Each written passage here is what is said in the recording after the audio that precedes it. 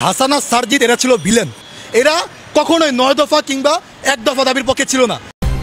অতিরিক্ত বার বেড়ে গেছে বৈষম্য বিরোধী ছাত্র আন্দোলনের সমন্বয়করা, যা ইচ্ছে তাই করছে, জনগণের মতামতের মূল্য দিচ্ছে না, এমনটাই বলছেন ছাত্র জনতা।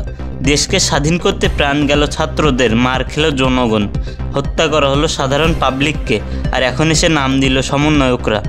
দেশ স্বাধীন হওয়ার পর আবার সুযোগ বুঝে ক্ষমতাও দখল করলো তারা। এটা তো কোনোভাবেই মেনে নেওয়া সম্ভব না। সমন্বয়করা শুধু আন্দোলনের ডাক দিয়েছিল, পুলিশের গুলির সামনে তো আর যায়নি, একটা মারও তো খায়নি। আন্দোলন করেছিল সব শ্রেণী পেশার লোকজন, কিন্তু দেশ স্বাধীন হওয়ার পর সমন্বয়করা এটা মানতে নারাজ। তাদের মতে শুধুমাত্র তারাই দেশকে স্বাধীন করেছেন, শুধুমাত্র ছাত্ররাই দেশের জন্য লড়াই করেছেন। তাদের এমন দাবি যুক্তিহীন। এখন সাধারণ মানুষ বলছে সমন্বয়কদের মতো নেতার প্রয়োজন আছে, তাই বলে যে তারা ক্ষমতার অপব্যবহার করবে এটা তো মেনে নেওয়া যায় না। তারা যে পরিমাণ ক্ষমতার অপব্যবহার করছে তাতে জনগণ অতিষ্ঠ। এরকম চলতে থাকলে জনগণ বসে বসে আঙুল চুষবে না। হাসিনাকে যেমনিভাবে পতন ঘটিয়েছে, ঠিক সেইভাবে এদেরও পতন ঘটাতে রাস্তায় নামবে জনসাধারণ।